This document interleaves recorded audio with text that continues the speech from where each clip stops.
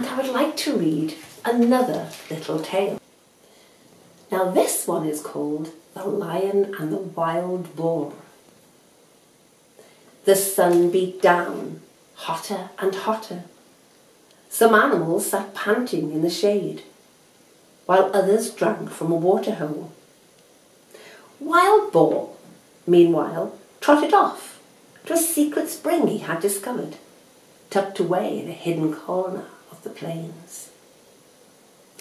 He stumbled over dusty ground, tongue lolling, eager with thirst.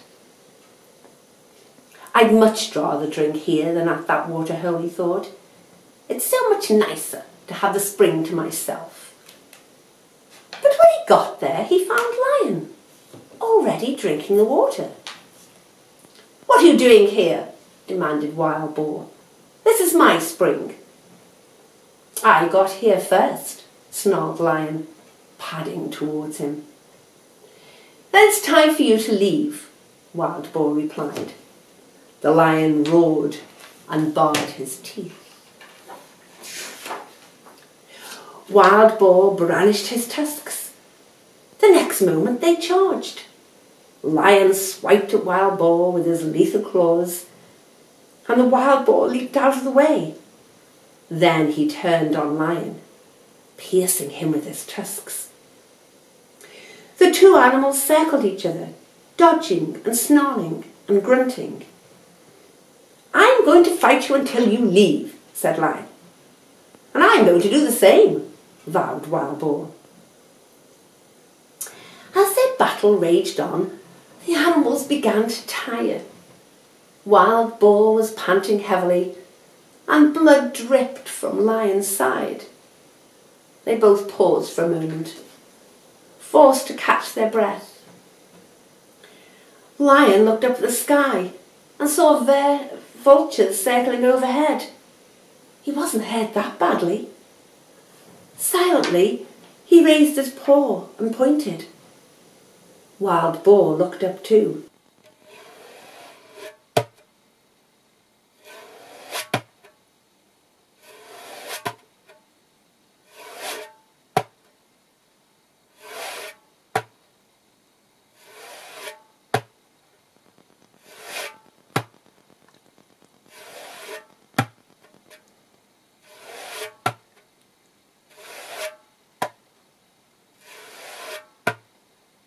He knew why the vultures were there.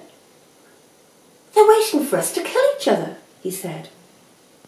"I know," said Lion, nodding. "They want to eat whichever one of us dies first." "I don't want to become food for a vulture," said Wild Boar. "Surely it would be better to be friends." "I agree," said Lion, smiling. He sheathed his claws, and Wild Boar lowered his tusks. Together they stumbled over to the spring and drank long and deep. High in the sky, the vultures watched them. Then with a sigh of annoyance, they flapped their great fringed wings and soared away. And the moral of this particular Aesop's fable is put an end to quarrels, or everyone will suffer. And it is an especially good moral indeed.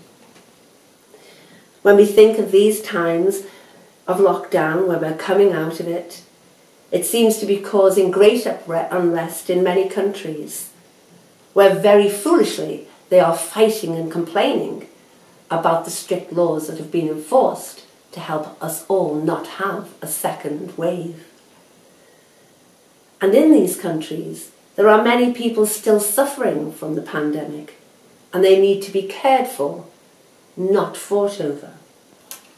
So the moral of the Wild Boar and the Lion is a very relevant one, and one we should all follow, even today.